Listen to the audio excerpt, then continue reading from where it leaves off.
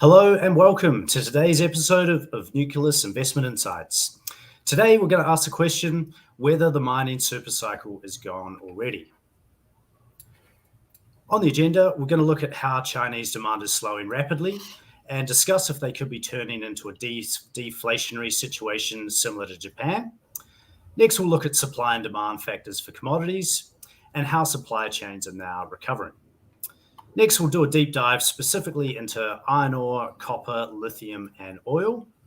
Prices are currently falling in most metals, and with China being the largest consumer of commodities in the world, their debt expansion may be a sign that the glass is half empty rather than half full. And as always, at the end, we'll discuss the investment implications. My name's Sam Kerr. I'm the Senior Financial Advisor at Nucleus Wealth. And today, as always, I want to welcome the founder and chief investment officer at Nucleus Wealth, Damien Klassen. Thanks for putting on this great show. Thanks, Sam. I know you're putting on the show, mate. I'm just here to talk. Oh, mate, you're the star of the show. But things wouldn't be complete without our chief strategist, David Llewellyn-Smith. Dave, thanks for joining us as well. Pleasure, Sam. Good to be here. Excellent. So just a quick reminder before we get started. If you enjoy our content, please subscribe to our YouTube channel and click the bell below to be notified when we go live or have a new episode recorded. Alternatively, you can follow us on your preferred podcast platform. Our show's available on all majors. And one other thing I just want to mention, if you'd like to look at the slides in more detail, we'll post these in the show notes this afternoon, and you can view these at nucleuswealth.com/webinars. And we'll also put in some links into the slides as well. So now we've got the housekeeping out of the way, we'll get started. So Dave, you're going to lead us away today. Sure, yeah. So today we're going to examine the scandalous question, are we on the threshold of a 20-year commodity bear market? Which, of course, is very much contrary to a lot of the rhetoric we've seen in the last year or so coming out of Wall Street and a lot of other investment corners that have been celebrating commodities as this entering a new supercycle. Supercycle being, more of a structural rise in commodity prices as opposed to just cyclical blips when we see shortages here and there. Now, this narrative really reached a crescendo earlier this year when Zoltan of Credit Suisse published some really brilliant material on the emergence of what he called Bretton Woods III, which was a new monetary regime for the world, which would shift or at least witness the rise of a kind of shared reserve currency between the US dollar and the Chinese yuan, which would be underpinned by commodity reserves. And so it was kind of, the rise of an old idea in the gold standard, except in a broader range of commodities. And he had a number of different reasons for that, but one of them wasn't the fact that China is structurally looking like it's about to slow down a lot, kind of following the path of Japan, which did something very similar as it reached a similar, if not exactly the same, and in some ways very different point in its development, because you'd be hard pressed to say that China is a genuine developed market at this point as Japan was. But around 1990, Japan shunted lower from its great growth period, and it's looking increasingly likely that China is about to do the same thing. And there are some characteristics shared between the two trajectories. So we're going to dig into that and why that's a bigger factor than some of the arguments that have been made by Wall Street. Well, and one of the primary arguments made by Wall Street, David, was that buying copper, say at $10,000, was going to save you from inflation. Yes. And you've lost 30% of your investment already. Yes. So you're going to need a fair bit of inflation just to catch up. Yes, that's right. Yeah. And China has played a role in that as well, certainly, and there are cyclical factors to that too. So we'll dig into all those things. We'll have a look as well at sort of other factors for supply and demand, which may mitigate or worsen the Chinese slowdown impact on commodities. And then we're going to dig into some specifics to flesh that out. So China and commodities and its slowdown. So our thesis from the outset here basically has been that you can't have a commodity super cycle principally without some structural step up in demand like we've had in China over the last 20 years. And because we're about to have a step down in that structural super cycle coming out of China, it's going to be extremely difficult to have a new one. So let's have a look at how this is working in China. So, it's really a very straightforward argument. The basic thing is that China just consumes an enormous proportion of global commodities, as those who follow these things know very well. It's slightly different from different commodities, but through all the base metals and bulks, it's roughly half of all of them. And so, China matters to commodities more than anything ever will by a country mile. And so any slowdown there is going to be immensely influential. And so just putting that into perspective though as well, Dave. So, China's less than 20% of the world population. So, and it's not economically that huge. So, I think its GDP share is about similar, or certainly on a wage basis is about similar to that. PPP, so it's 17% in GDP terms. So. Yeah, so you'd expect that in a steady state that's roughly what China would be consuming. So yes. It's roughly consuming, the say 20% of these, and so it's basically over consuming by somewhere between double and triple what in most of these commodities what you'd expect them to do, basically because they're running this property sector that's double or triple. There's probably property construction sector that's double or triple what you'd see in most other economies. Principally, and of course their infrastructure build out, which is part of being a developing economy as well. And those two combined, real estate and infrastructure, account for nearly 2/3 of consumption in things like steel, for instance, and very large quantities in some of the base metals as well. So, unfortunately for the commodity bulls, that is the very component of China that is now slowing dramatically. And this is something we've been forecasting, for probably about 10 years and sort of seen it coming in fits and starts. But the Chinese authorities have always bailed out of it because they do have the capability to kick the can with more credit and through various policy mechanisms ensuring that there's overbuilding. In fact, that has been the key to their high growth agenda for many years. But the last 12 months has seen this fantastic development. By fantastic, I don't necessarily mean brilliant, just remarkable development that, they've set about deleveraging their developer sector and deflating their property bubbles, especially on the supply side with the over-construction of apartments. And they've done this through this policy called the 3 red lines, which just put leverage caps on all of the development sector. And what transpired afterwards is exactly what you would expect because they were so indebted. And that is, we've seen constant unwind and default of, nigh on Ponzi schemes / property developers that are still in full throw today. So, it basically looks like China's authorities have decided to bite the bullet on this one. They've so far seen off, various pretty serious challenges and threats to this policy agenda without buckling, and it still doesn't look like they're going to buckle today. But it can also add though as well, like they're still overbuilding as at today. Oh, yes. Like they're still relative to like it's basically gone from a level of building, 3 times as much as what you need to building sort of 2 times as much as what you need. Yeah. And you've still got a long way to fall to get back to a sustainable rate, even though you've sort of come down, quite substantially already in terms of the amount of building that's being done. Yes. So,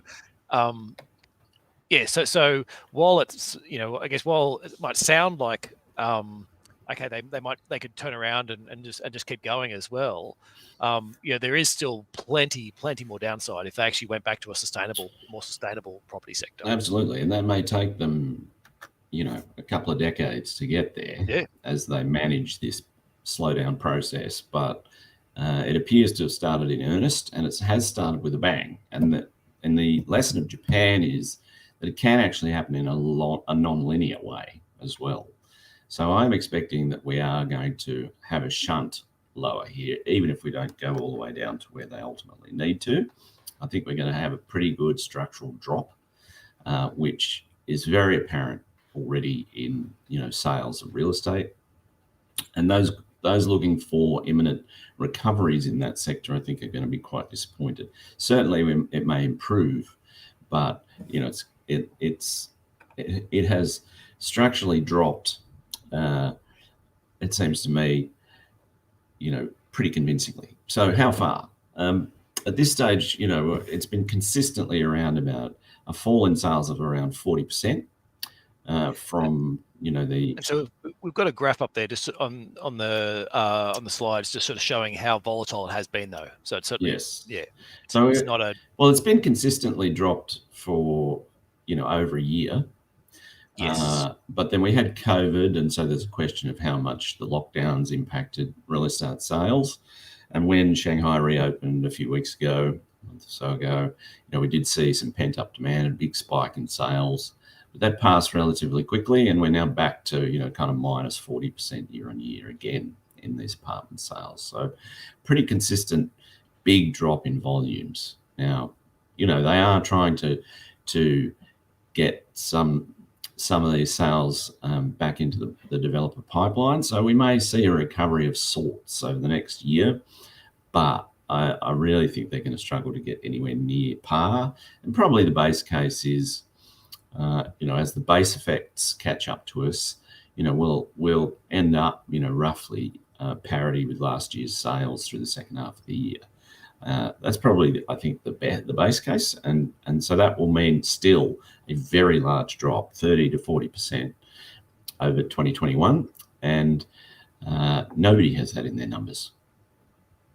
Pretty much everybody thinks there's going to be a recovery of some kind, and it just doesn't look like it's happening. For instance, as the awareness of this is kind of percolating through Chinese society, we're actually seeing things deteriorate even further. So in the last week or two, we've seen the emergence of this mortgage strike across China, which is not huge as yet, although it's getting bigger by the day, it seems. Some 300 projects now affected, and not just buyers anymore, also suppliers to developers and stuff are all starting to kind of strike against, developers where they've got mortgages, they've paid their big fat deposits, and the delivery of the product, that is the apartment, is now in doubt. So there's kind of counterparty risk between the buyers and the sellers of apartments. Yeah, and actually, that can I just clarify as well? It's very different funding in terms of China, which is part of the problem. So, if you had bought an apartment in one of these, say 5 years ago, that you thought was going to come online, and you just spent $100,000, and you've bought yourself an apartment in this complex in Australia or most other developed countries, you might have had to put down a $5,000 or $10,000 deposit, and now they're going to go away and build it, and then when they're finished, you pay and you start paying your mortgage. In China, I've had to put down the full $100,000 straight away, and I've been paying a mortgage for the last 5 years, despite the fact they haven't finished it.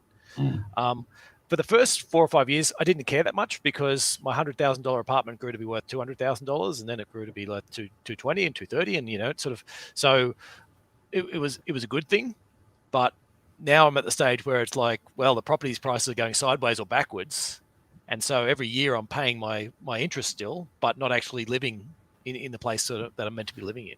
So yeah, and you may not even get it. Yeah, exactly. It may never Your get it. developer might go bust. Yeah, and the problem is that the developers used my money to go and build somebody else's apartment. Yes. And so, or to buy themselves a Rolls Royce. Exactly. It's not certain where that money goes. So yeah, it's a system that is breaking as we literally before our eyes, and the CCP and a system that was built around the whole: if property prices go up, then everything's fine. Yeah, because it's all debt. Yes, 7 layers of debt beneath it. But yes. but when they stop, it's that anti-cyclical version. Yes, pro-cyclical both ways. Yeah. So it appears to be deteriorating still. Authorities are behind the curve. They're trying to kind of fight off these bushfires piecemeal. There's been 1,000,001 attempts to hose off, wherever this gets out of hand, but they've all failed so far, and it just continues to grind lower. One of the reasons for that is the PBOC has actually been very firm. They still don't want to cut. I think eventually they'll have no choice. But I think actually monetary policy is pushing on a string in terms of property anyway, which is one reason why they may actually just cut in the end, because I think they'll realise it's not going to fire up property.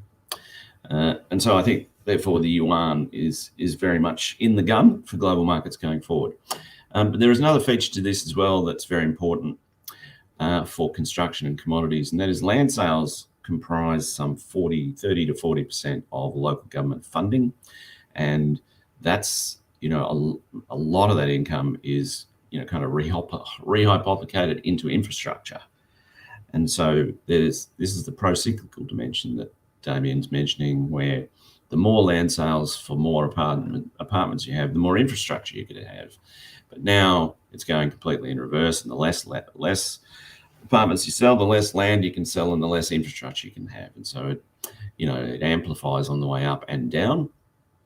And they are kind of trying to backfill these huge income falls with debt in terms of issuing special quotas for local government building and stuff, but it's not enough. It's still just backfilling what's lost, and infrastructure is only half the size of property anyway, and so it can't catch up. So all it is doing is kind of slightly mitigating the downside.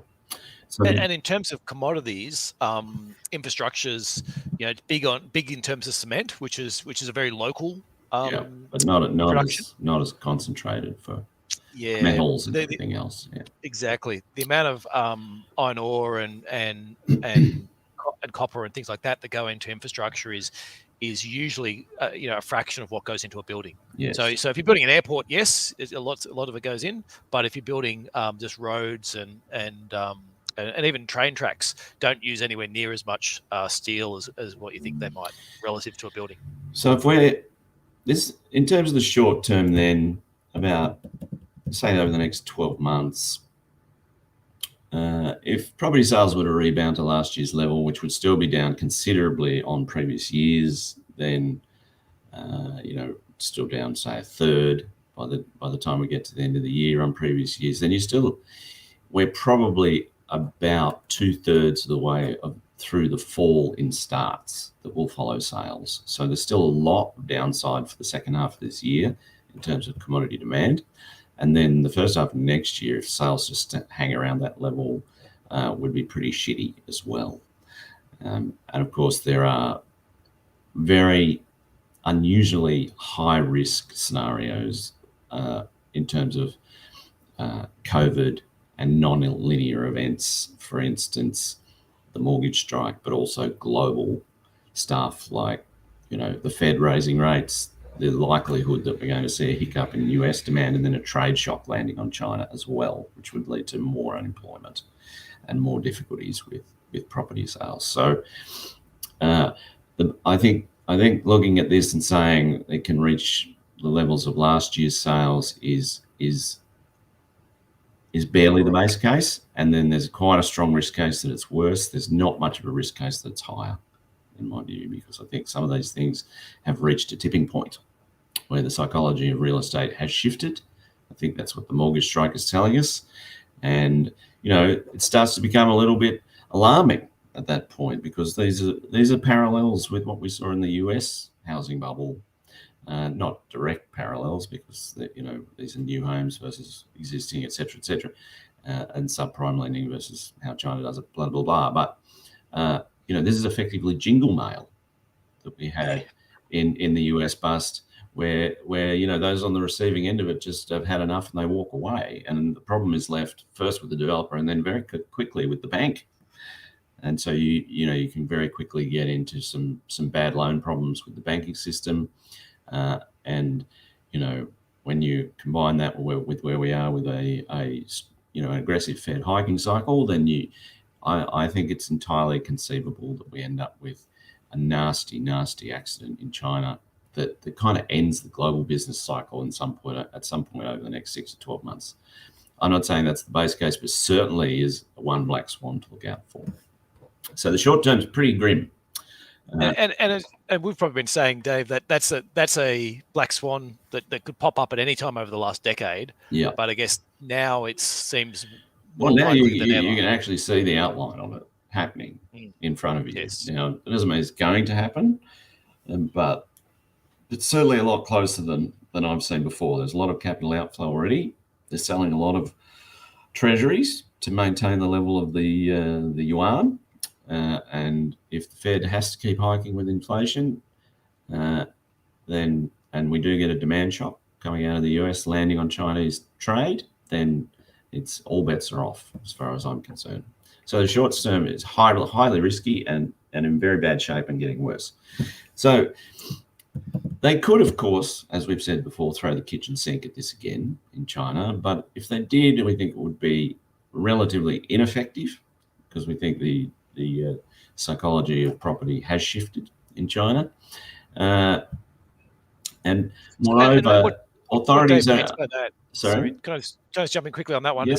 Is the idea is that a few years ago, when they'd put on a certainly tighten something up on developers, and then they'd loosen it up, and the developers would just go back to spending money as fast as they could, and there was even statements sort of a bit like the investment banks were making sort of pre 2007. It's like we've had senior developing guys saying, well, yeah, look, it doesn't look good and it does look a bit like a bubble, but while the music's playing, you got to dance. Whereas now we're starting to see these ones go under. We're starting to see defaults. There's been a significant shift in these three red lines for a number of years now. Just that relentless grind downwards, and most of these developers are looking at will they survive or not.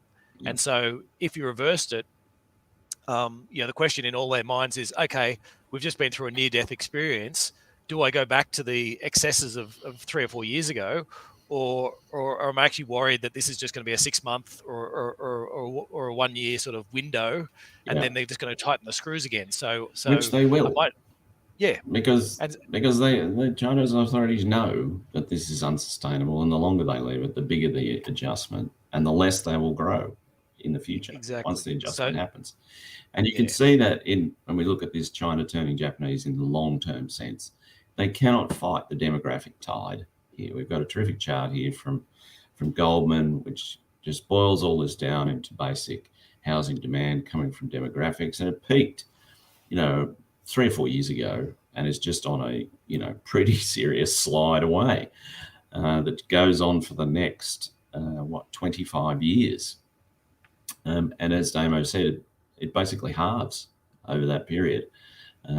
So, and on top of that, they've already got massive surpluses from their overbuilding. So they could conceivably actually just stop building today, and they probably have enough homes. Like they have years and years of inventory sitting empty. If they have a genuine correction and that inventory hits the market, it'd be extraordinary. Yeah. Well, and just a stat from that. I mean, it's hard to say how much of their actual building under construction is genuine building under construction, how much of it's padded stats. Yeah. But if you believe the numbers, there's basically 1 in every 6 Chinese households has an apartment being built for them right now, like is in progress. Like it's and they're not 6 people, 6 households. So so you get 6 of your friends, and one of you will have a brand new apartment that's not finished yet. Yeah. And so, which is just an extraordinary number of those. Yeah. Sam, before we go too much further as well, there's a couple of questions as well that might be worth jumping into on India and yeah, absolutely. So we've had a question from Stockaholics. He's asking, he's saying the way he understands it, super cycles tend to be driven by new demand hubs, not old ones. And he's asking, what do you think about India? And then we've got also a question from Jude along the same line. And she's asking, could the vibrancy, youth and entrepreneurs of Africa make them a big development continent over the coming decade? And then she's also added, but I assume they have their own commodities if they do take off. So, some commentary around India and Africa would be great. Okay, good. So that's our next slide, actually. I'll just quickly finish this one off, just so we've noted it. China's real estate is 40% of steel, global steel demand, and 20% of copper. So the numbers here are gigantic. So, yes, other factors. So I've got India here, and you get out Africa. I mean, at this point, India's been the sort of great white hope for 10 years and has largely failed. 10, 50 days. Well, maybe 50, I don't know. I mean, anyone who's been to India knows why. It's just a chaotic place. God love them. But they're not organised in the way that the Chinese are. They're not centralised in the way the Chinese are. Their states are very, very independent. They have all shapes and sizes of governments and everything. They're a democracy. So it's just a lot less easy to mobilise as a sovereign to get that scale of development. So the answer on India, I think, is pretty clearly no at this stage. India does have a fair bit of iron ore as well. It does, and it's got heaps of coal. Bit short of coking coal. So, that's one reason why coking coal has always been seen as perhaps better off long term. But as a generalised story, it's a no for India. For Africa, who knows? They do have a lot of their own commodities, absolutely.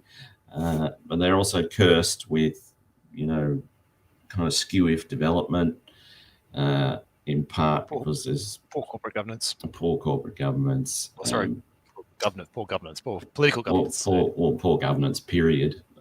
Yes. Private and public. And the Chinese influence there over the last 20 years hasn't helped. Not that the West did a great job before that. Not saying that at all. So, look, you never know. But we can't see any new source of demand to drive the super cycle coming, obviously. So the answer is a no at this point, but you do never know. So there are other sort of rosy spots, though. I mean, we have seen a big sort of global infrastructure push that was associated with the very quickly forgotten 10 years of deflation that we've all been through, and the push for modern monetary theory for more fiscal spending. But unfortunately, the pandemic and subsequent inflation burst, we think, has probably set that back by 5 or 10 years because everybody's so freaked out by this inflation burst that they're all going to blame MMT and overinvestment by governments. And so we think it'll all be swinging, the pendulum will be swinging the other way. There are bright spots, such as what's going to happen in Europe with its, attempted, dislocation of Russian supply chains and stuff like that. And there is infrastructure all over that's better than it used to be, but it's still not enough. And as I say, we think that that push is about to have some pushback going into the end of this cycle. Another area of possibility, like Europe, is decarbonisation, and we'll come to how that we think that will affect various commodities shortly. We'll look at them in specifics, but we don't think that's big or structural enough either. And then there is this one that's quite chaotic in what we've experienced with the Ukraine war, and that is, the emergence of this kind of liberal versus illiberal worlds scenario, Cold War 2.0 as we're calling it, and the emergence of resource nationalism. and how that can distort commodity flows through the global trading system. That can potentially create shortages and price spikes like we've seen out of Ukraine.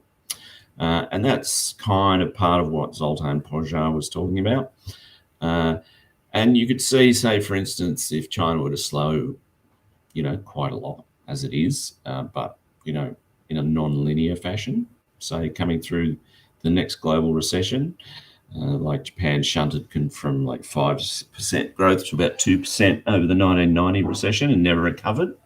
So if something similar were to happen to China, I think it's fair to say that the prospect of a Taiwan war would rise as China, or the CCP rather, seeks to distract highly unemployed idle hands from economic problems at home. And so something like that would obviously bring about a new swathe of disruptions to trade. Some of them would be absolutely epic, in fact. So, for instance, I think it's entirely likely Australia would be forced into boycotting China and not shipping iron ore or anything else for that matter, including gas, which would be actually a great upside, dare I say. There's those prospects there that would be, could punctuate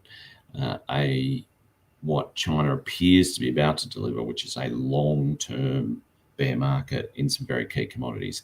So it's not necessarily all down by any stretch. It's just that those things are very difficult to predict. They're really, kind of long tail events.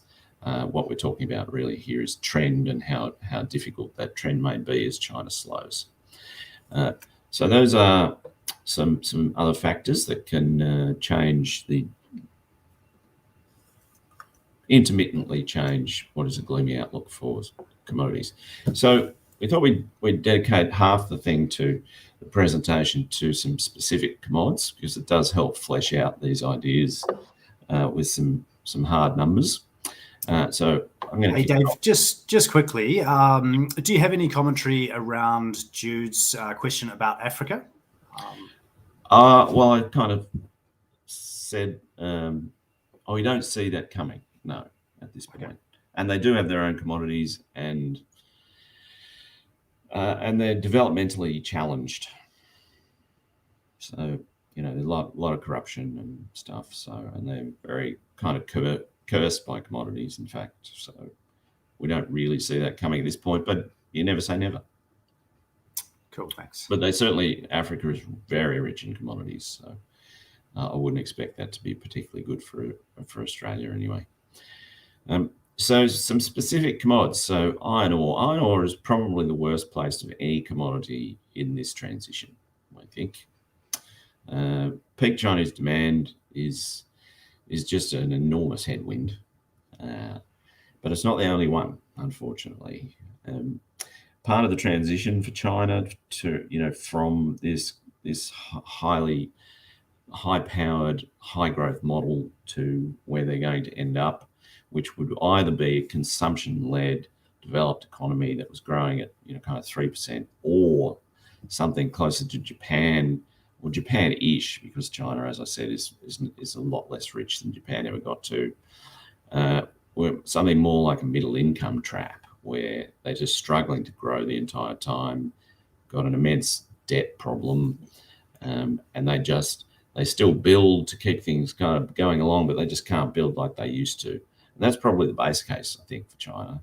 Well, and the other thing is, it's not productive. And it's not productive. That's the key, right there. It's not productive.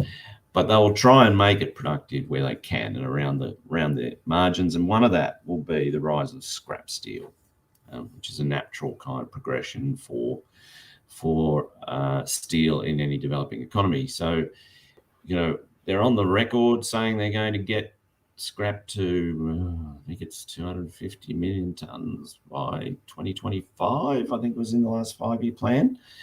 And then much higher than that after that. So far, they're completely failing, I might add. At the moment, in fact, steel recycling has almost become a kind of swing marginal price setter in steel in China, which is quite odd, but that's what's happening.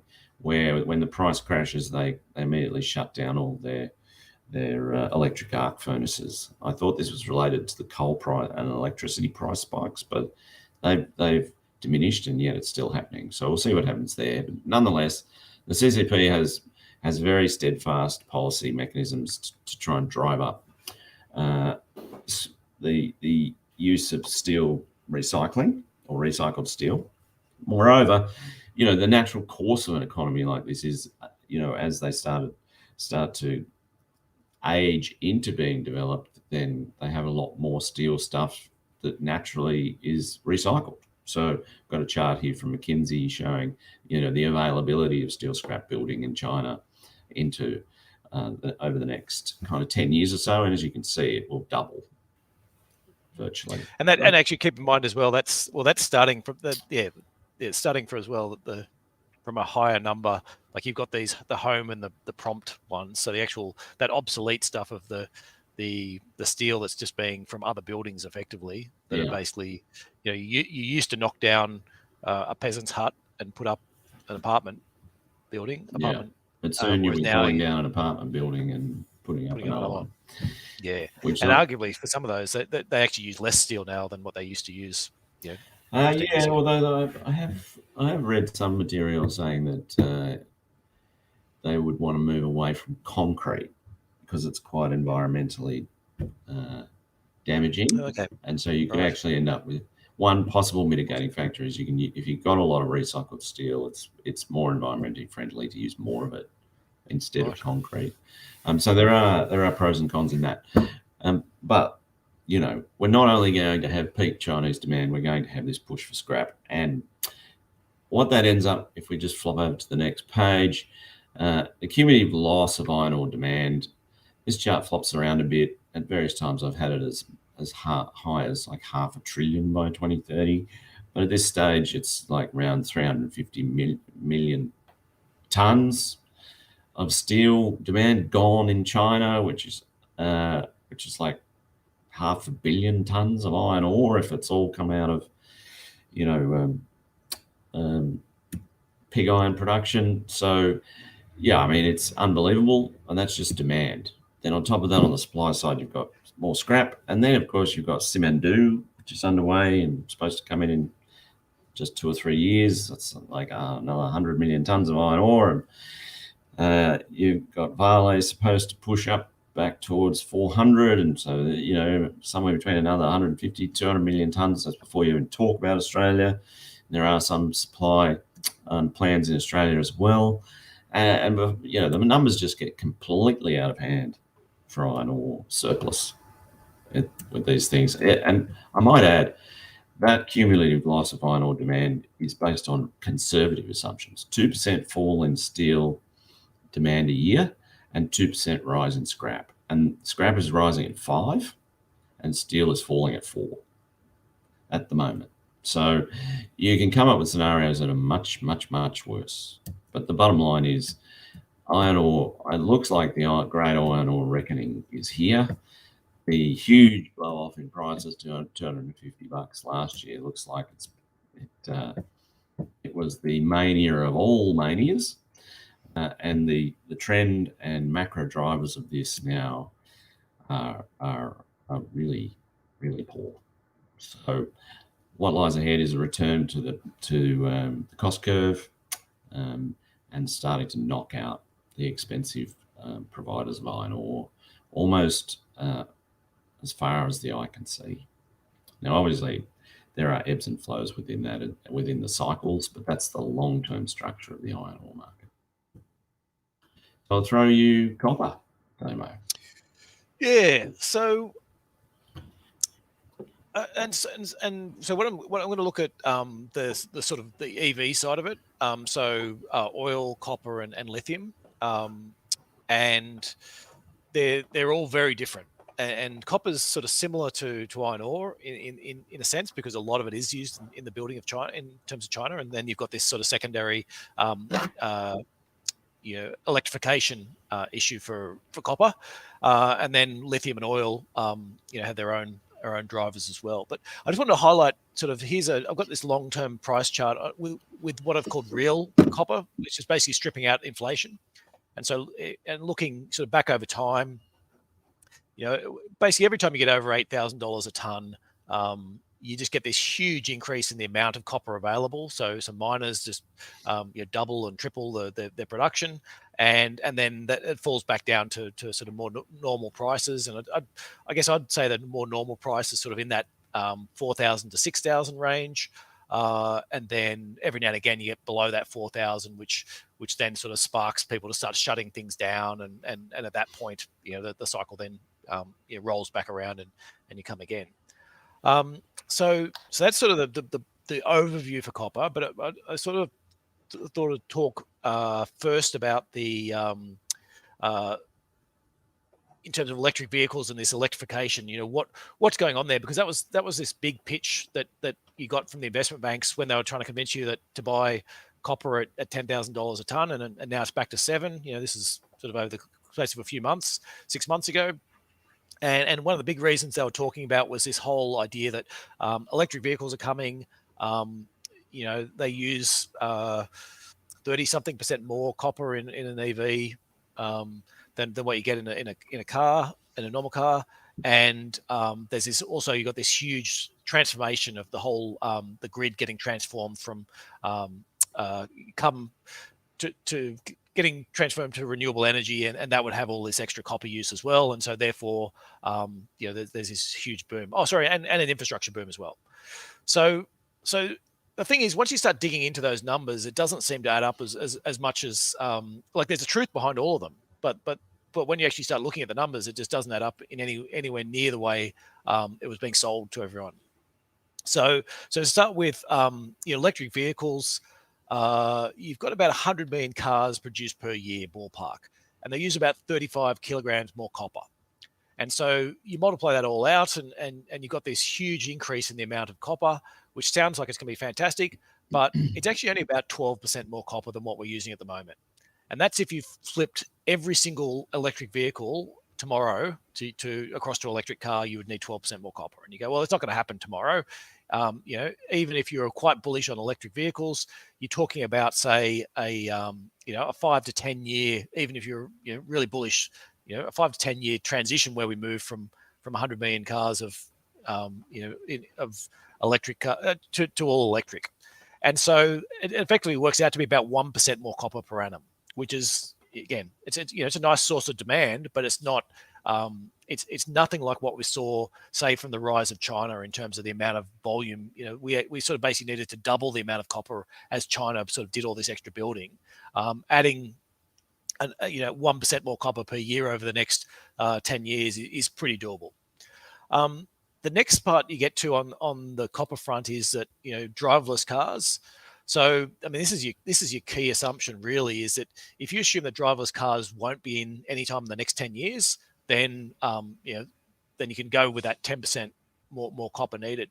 If you do think, though, that driverless cars will start coming in, and therefore driverless taxis will become a big thing. Well, taxis drive about 5 to 10 times more than your average car. So if you're finding that that people are getting rid of their third car or their second car, and then just using driverless taxis to get around. Well, if you scrap 2 or 3 cars for every driverless taxi you build, you've got more than enough copper. You're actually you actually got spare copper left over from that. And the idea behind that, the rough maths I'm sort of using on driverless cars is, once the technology's right, a car rental is about $60 a day. And actually, car rental companies, they're only in normal times, they're only renting their cars out about 75% of the time. So you're talking about $45 a day effectively that people need, that a car company needs to make a profit on renting a car out. And if that car's going to drop and be idle for the other rest of the time, now you're down to basically a car company needs to make $3 an hour to make driverless car taxis worthwhile. And 2 trips an hour, you're down to basically public transport type levels of of costs on a driverless taxi if the technology is right. And that's your big if. And Elon Musk has been promising it every year for the last God knows how long. He's talking about you drive your Tesla will drive you to work, and then it will go off and it will go to work, taxing people around all day, and then it'll come and pick you up in the afternoon and drive you home. We think it'd be more like be more corporates, but the net effect is if that lasts more than 10 years. Okay, you can keep those more bullish assumptions, but if it doesn't, then quite possibly less copper is actually needed. The next part is the whole grid transformation, and so it is true that you will need more copper if we're building out grids in a similar way to what the national energy market in Australia is doing, where you're trying to build up big wind farms, collect or big solar farms. Attached to that really long wires and transmission assets, and bring that into this big national market, and then try and use that to offset everything. If that's the way it's going to go, then yes, you need more copper. It's actually not that much. Again, you're sort of talking about 0.5% to 1% extra per year, but you do need more copper under that. The flip side is battery technology actually starts to take over, and you start getting to a more decentralized system. And we spoke about that a few weeks ago, about these microgrids that you're starting to see pop up, say in Western Australia, where they're, you get 10, 20,000 consumers, and you put in a microgrid, some group batteries that to store it. Maybe you end up using hydrogen, or you have diesel generators for real backups when you're missing your energy, and you basically come down to a smaller grid that is a decentralized version. And if we go down that route, then you're actually going to be ripping out a lot of the existing transmission and shutting down your coal-fired plants and all that type of stuff, which is actually going to add copper to the system. It's going to give you more copper supply, not sort of more copper demand. And so, again, it does look like the centralized way is more likely at the moment, but it won't take much in terms of battery cost falls to actually get to the point where decentralized could easily be the way that people go. Infrastructure booms. So there was a lot of talk again, probably 2 years ago when Biden's infrastructure plans looked like they might get up. And it sounded like, yes, there's going to be, $1 trillion in the US of infrastructure. It's going to create, 110,000 tons worth of extra demand for copper, was the sort of the rough estimates out there. Well, that's, a fraction, like there's 30 million tons globally of copper used per year. So that's, again, just a drop in the bucket in terms of the amount that's used in terms of infrastructure. And then lastly, you have recycling. So the recycling rate for copper is about 30% at the moment. And most of that is because not a lot of copper in China gets recycled. In the past, it's been more like 36% if you go back sort of 10 years. And if you look at sort of developed countries, you can get sort of 50% or above in terms of the amount of copper that is recycled. So to put that into perspective, if we could get the recycling rate, and China is, as Dave said, is doing a bit of a push towards trying to get more recycling into their commodities, and as they're pulling down more buildings, that copper's naturally showing up the same way as what it did for steel. Is that if you could increase the recycling rate in China to something more like 50% rather than below 30%, that would actually take care of all the copper that you need for all these EVs, and probably a fair chunk of the grid transformation as well. And then your final one as well, to add on top of it, we spoke a lot about these Chinese apartments. The average Chinese apartment uses about 130 kilos or 150 kilos, sorry, of copper. When you go the piping plus the appliances and all that type of stuff that goes into it.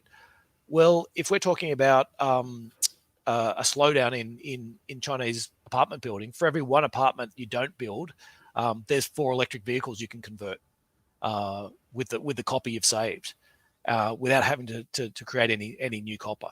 So yeah, so the net effect from all those is that, look, we've been under this extraordinary growth, and I've got a chart here just sort of showing the growth in copper production and recycling sort of added together.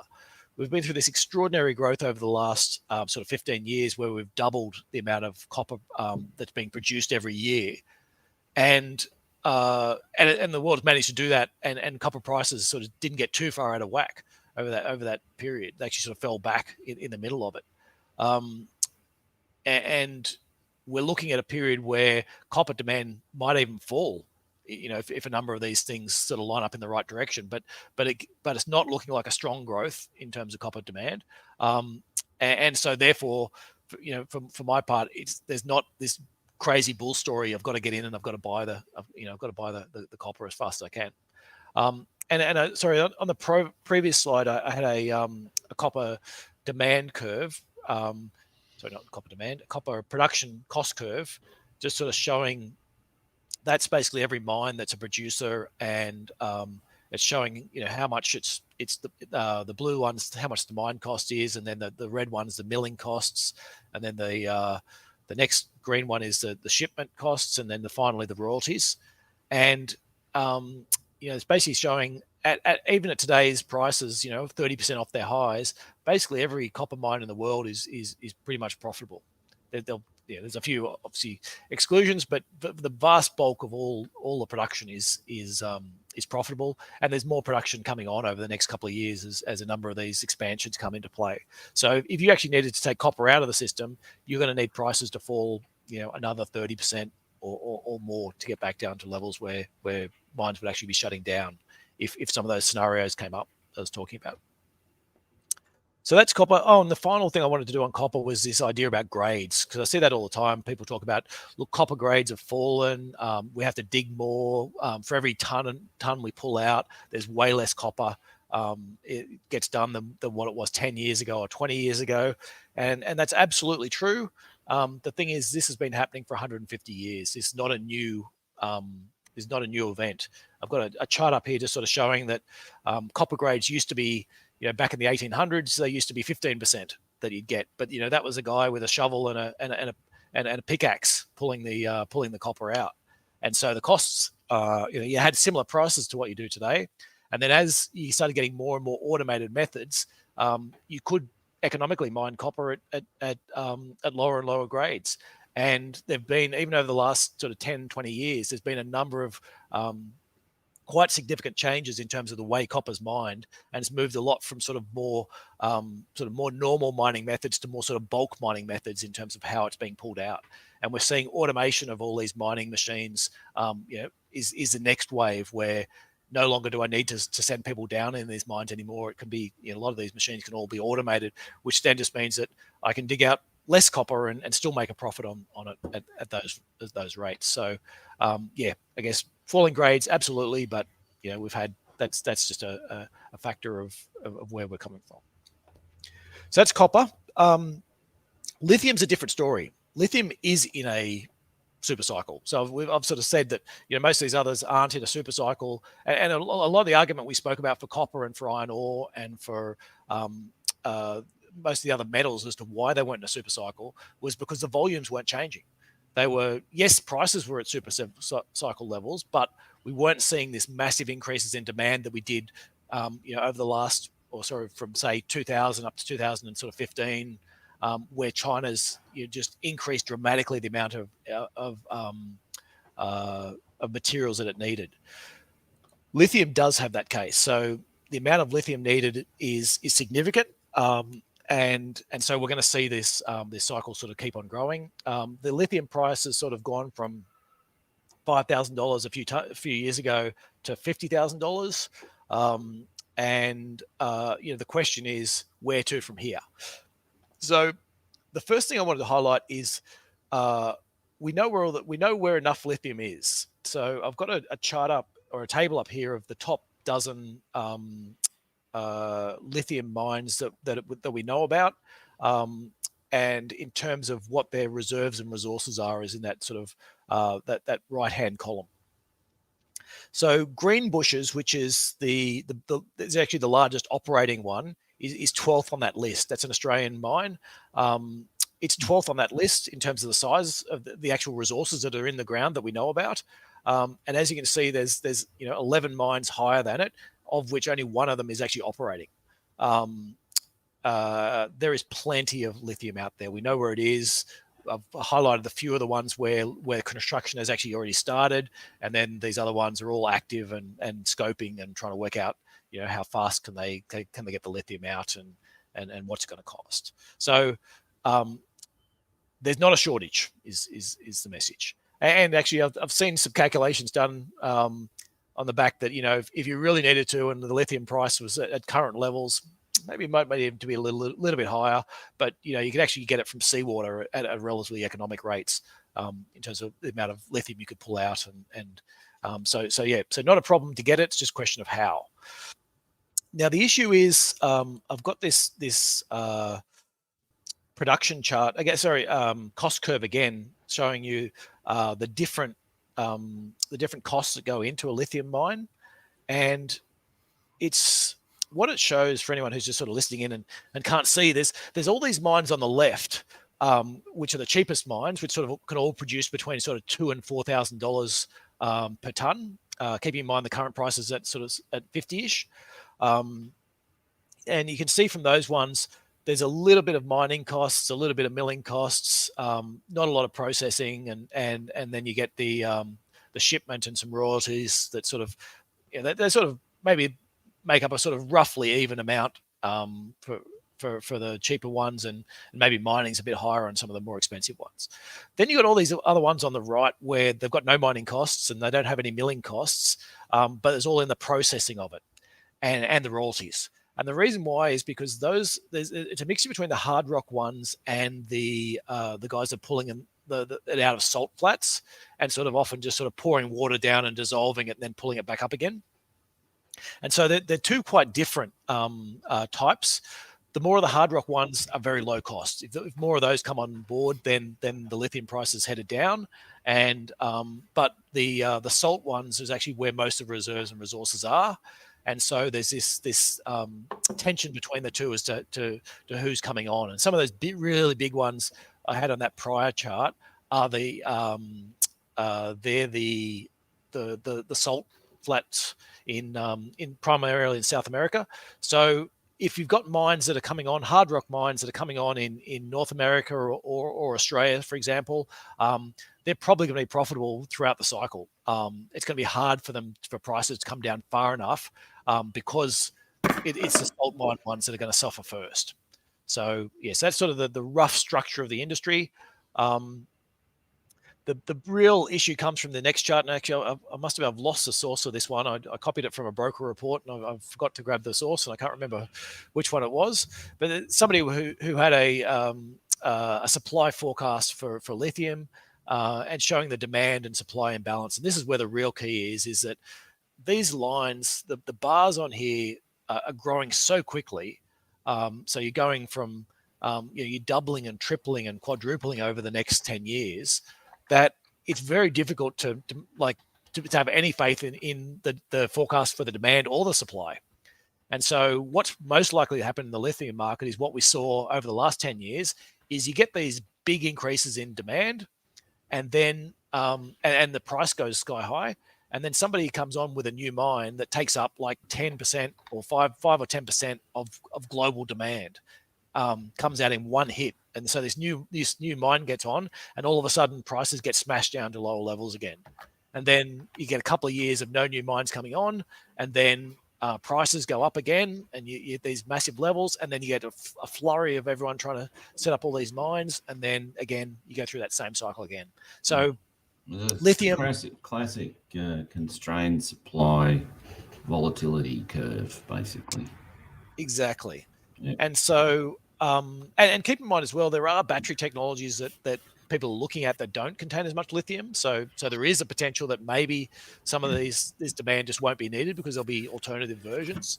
But that aside, I guess the thing for lithium is if you're going to play this cycle and take it as a super cycle, it doesn't mean that from $50,000 the price is going to $100,000. There's plenty of demand, plenty of supply that will come on at below $10,000 we'll get basically as much as what you need at that level. It's just a question of time and the amount of people putting capital to it. So, at $50,000, I'd be keener to, be taking your foot off the accelerator and putting it on the brake. And when the prices get back down to sort of, especially under $10,000, that's the time to get a little bit more excited about the lithium plays out there and looking for it. So, question about how much you're paying for these stocks, but as a longer term view, absolutely lithium's in a super cycle. The question is just how you play that super cycle, and it's not all one-way traffic. Yeah, Damien, we've got a question from John sort of related to that. It's a two-part question. So firstly, he's asking, is the push for renewables fizzling out with the slowdown in China and rampant inflation? And then the second part, he's asking, is the rise in lithium stocks a flash in the pan? Yeah, so the rise in lithium stocks, at the moment, I'd call it a flash in the pan, because at $50,000 a ton, there's just supply will get there. Like it might take a while to get there, but it's coming, and lots of it. If the prices stay anywhere near, even if they're halved from here, as much production as people can possibly put on will come on. So in that sense, but there could be shortages in the short term. So can you play, if you want to get in there and trade it, get in there and trade it. But at current prices, it's not a long-term bet. At $5,000 a ton, yeah, it's a long-term bet for saying, okay, the prices are going to be higher than $5,000 a ton. And we, wasn't that long ago we were at $5,000 a ton. So that's on lithium. China, the renewables. No, renewables is going gangbusters, and because energy prices have shot so high that everyone at current energy prices, renewables are no-brainer. There's even, so I've got a few charts up on other ones. So I haven't actually put any of them in here, just showing the relative costs between it. But at current prices for gas in Europe, basically every renewable energy with a battery is profitable. And similarly in Australia, at current prices, which are, given that wholesale prices are sort of 5 to 10 times higher than what they were a few years ago, renewable energy makes more sense than ever. And so you will see a dramatic swing to it. The issue in renewables is we can't produce it fast enough at current prices. And the thought, for some people, is that maybe the prices will go back to sort of more normal levels. So I've got a chart up so that sort of moves on naturally onto oil. I've got a chart up showing the battery pack costs just coming down every year. And so really the way I think about oil versus electric vehicles is it's an optimization exercise. If people can buy a car and pay, they have to pay $5,000 in oil every year or in petrol every year, and it's only going to cost them, call it $1,500 to fill that same car with electricity, then they're saving themselves $3,500 every year. The question is, what's the payback on that? So if the battery cost is only $3,500 more, so you get your payback in 1 year's time, then people will do it. If the payback is 2 years, people will probably still do it. If the payback's 10 years, people won't do it. And so that's the way I sort of think about this whole equation. And so we've had a lot of moving parts recently. So I just want to run through a few charts about what that actually means. The other thing I want to throw in quickly is hydrogen. So if you're talking about large scale storage, hydrogen works better than batteries once you get out past about 3 or 4 days. Less than 2 days, batteries are miles in front of hydrogen, and the reality is, for most people, they don't need anywhere near that amount of storage in terms of your car or your house, and so batteries just are so much cheaper that it makes far more sense. Hydrogen might have more, some capabilities for some of the longer term ones, and both these technologies are coming down in cost. Well, sorry, both of them are. Batteries came down a long way in cost. We've probably got a year or so of batteries actually going up in cost, or at least flattening out. But there are some, but that's because of shortages and supply chain issues. There are the actual fundamental underlying costs of producing these batteries is keeps going down year after year, and that's sort of only getting better in terms of that. So I've got this next chart showing the average US consumer. So what this is a payback line about saying how big of a battery do you want? How big of a battery do you need in your car? Now, if you're only driving 100 kilometers a week, so 5,000 kilometers a year, and you just want to fill up your car once a week, and you're happy that you're using that car back and forth to the station and maybe down to the shops, and that's it, then you could get away with a battery that's only only has 100 kilometers of range. And that's that very bottom line. And that's sort of going, well, at $100 of oil, your payback on that battery is less than 2 years at the moment, which, for me is a no-brainer. Yes, my payback's less than 2 years, I'll absolutely switch to it. The thing is, people do have range anxiety, though. So if you sort of jump to 300 kilometers, and then keeping in mind the average car's probably driving more like 10 to 12,000 kilometers a year, so 200 kilometers a week. So if you're on a 300 kilometer range, so theoretically you only do need to fill up once every 10 days or so. You're still less than 4 years for a sort of smallish battery. Again, a bit of a no-brainer. The issue is people want bigger batteries, and so if you jump to sort of the longer range batteries, and looking at, say, like an 800 kilometer battery or a 500 mile battery, which is what you get in some of the top end sort of Teslas, your payback's sort of 8 to 10 years. So even at current oil prices. So that gives you a rough guide. So in terms of saying at the moment, yes, it is starting to get worth for a US person to switch across. You get similar stats in China, and I just sort of want to highlight as well that I think China is more used to having smaller batteries. So there's their biggest selling electric vehicle in China is I'm not sure I can pronounce this right, but Hongyang Mini, which is about $4,000 for the car, and you get 120 kilometer range, and so your payback on that is like 2.5 years in terms of with current petrol prices and current energy prices in China.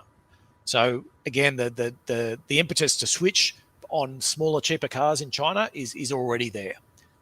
It's quite different in Europe and quite different in Australia. And the reason why is you've got higher energy prices in both countries, and also bigger fuel taxes, particularly in Europe.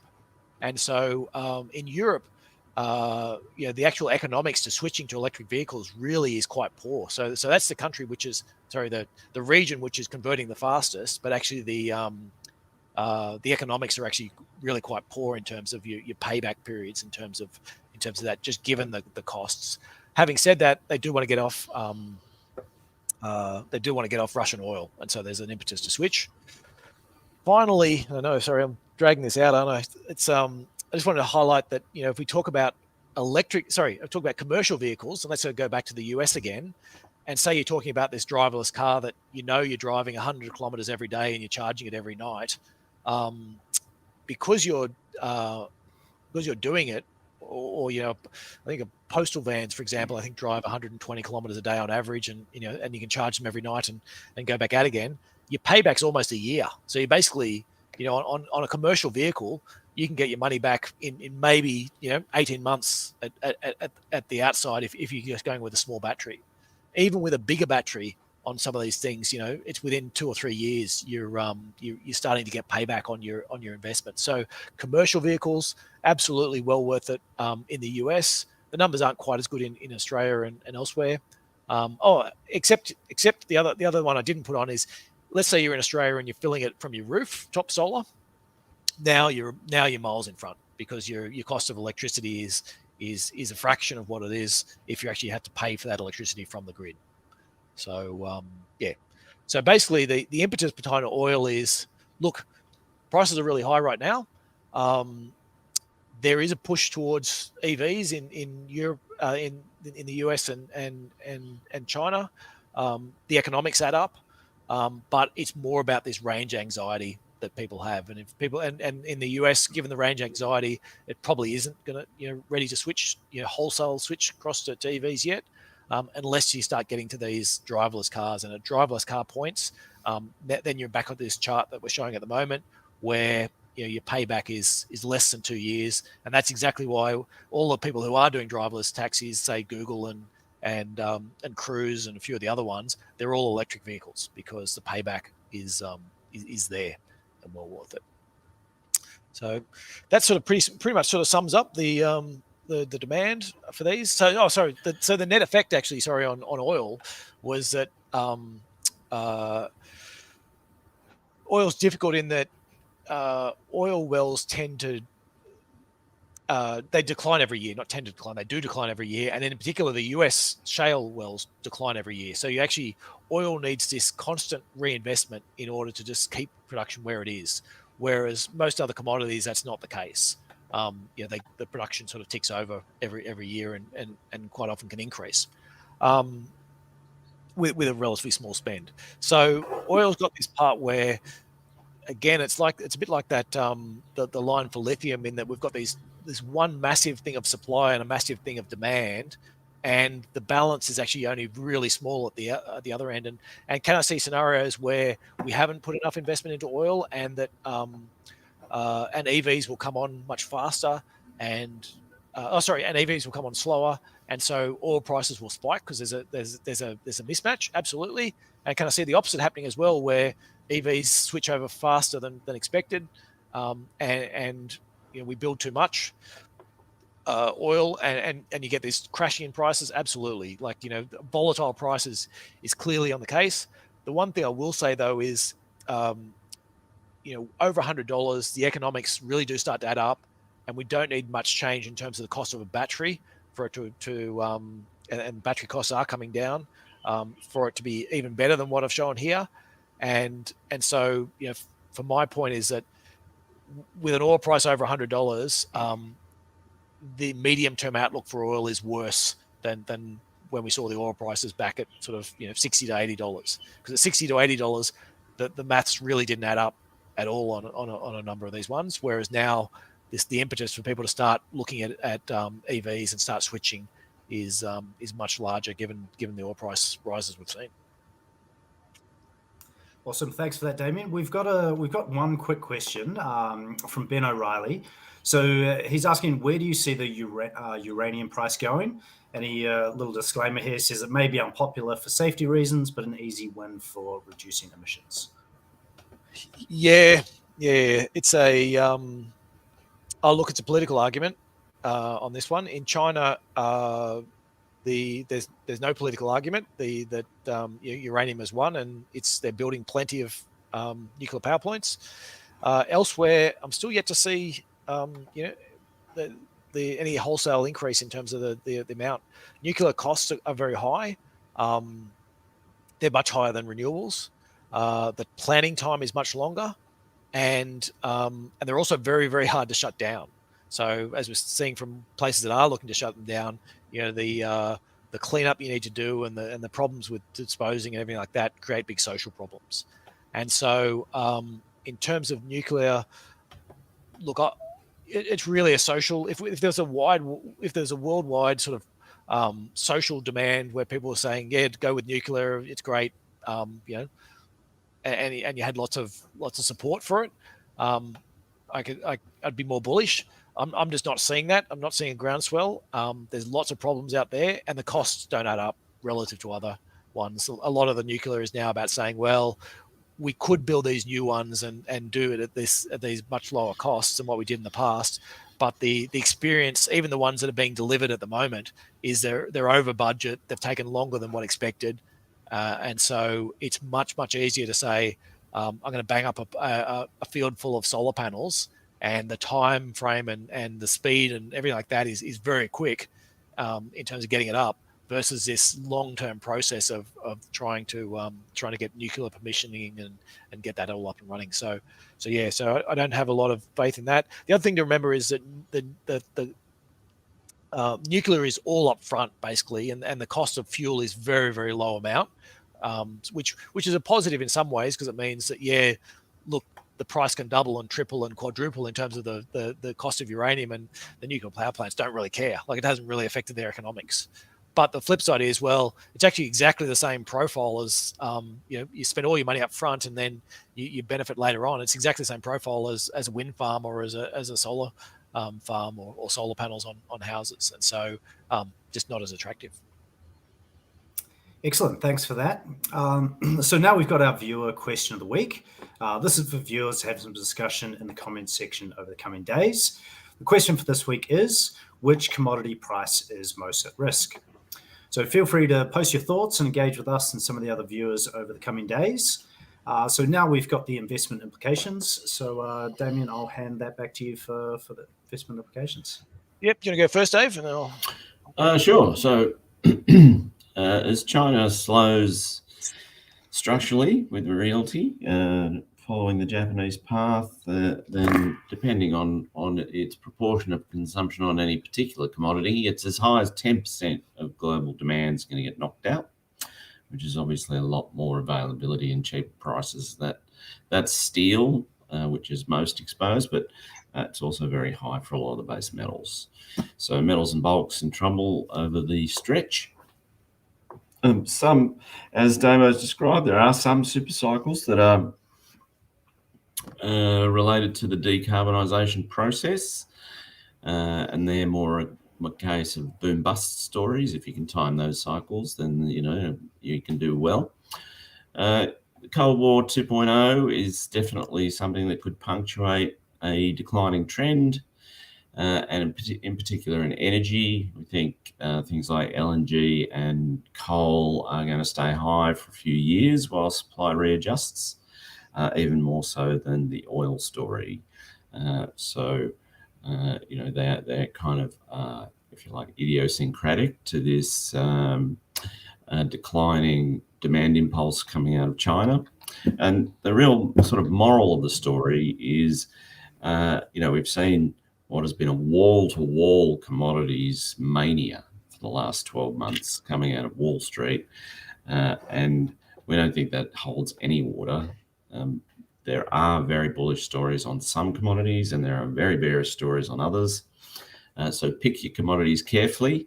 And the idea that commodities are a brilliant inflation hedge, which has been the sort of one of the primary drivers of the mania over the last 12 months, we think is, pretty much been busted over the last 6 weeks, when you still have fantastically high inflation right now, and yet commodities have fallen, a lot of them by a third. And so if you are in there trying to protect your wealth against, being eroded by deflation using commodities, well, you're smarting today. And that was really, we think, more of a, bubble blowing exercise by Wall Street than it was in any real sense useful. Well, and also they needed somebody to get out the other side. Like, there's a lot of people who got into that trade, 2 years ago or 3 years ago. And it was genuinely, at low prices and the demand push and shortages and all that type of stuff, there was a genuine argument there. But then, at the peak of every cycle, all the people who were smart and need to get out, need to find people to buy the other side of that trade. And so they tell you a story about, what you should have done 2 years ago, and why, here's your chance to do that, whatever it was, and buy these commodities, and I'll be a happy seller. Judging by the ferocity of the notes coming out of Wall Street telling everyone to buy commodities, they're still long. Yes. Yeah. Still absolutely. looking for a patsy, because the investment banks there are still pumping this story like crazy. So there we think of the lessons. Yeah, actually, I just want to. The one I'll add a little bit more to is that energy side. So your sort of 10 to 15 year outlook is deflation, absolutely, in energy. Is that once renewables kick in and just every year the cost is coming down of the solar panels, cost is coming down of batteries, and for production reasons, as you're producing more of them and you're just getting better at it. Same as every, so it's very similar to the computer chip industry. So we've got this sort of brief period over the next sort of 10, maybe 20 years where we've got some energy volatility as sort of the carbon sort of has its last go, and then you're into this period where you just capped prices for that. Now the issue is, as Dave said, what's different to a year ago is the Ukraine and Russia. And Russia is a huge supplier of gas, and Europe desperately wants to get off Russian gas. And so, for our part, what we're going to see is that if renewables go faster, like if we get more renewables faster and we get more alternative versions of it, and the gas price falls, well, Europe will just wean itself off Russian gas faster, and the gas price will go back up again. So it's the issue about, you can have a 10-year view on gas prices pretty negative in terms of where you are now, but over the next few years, the prices could stay higher and spike higher if we get other problems or intensification and things like that. It's just a question about how much you want to pay for this and are the stocks worth it. We don't think there's a massive amount of upside to it, but by the same token, political events could happen that drive those energy prices even higher than where they are now. So again, it's sort of a volatile story. There's not, the longer term trend's down, but there's an argument over the next 4 or 5 years that they could act as a hedge and cover in sort of more volatile situations. So there's more room to play in that period than what there will be sort of 10 to 15 years out. Excellent. So that almost wraps us up. I just want to say to Damien, Dave, thank you again for sharing your expert insights. And we're looking forward to next week's episode already. Thanks, Sam. Thanks.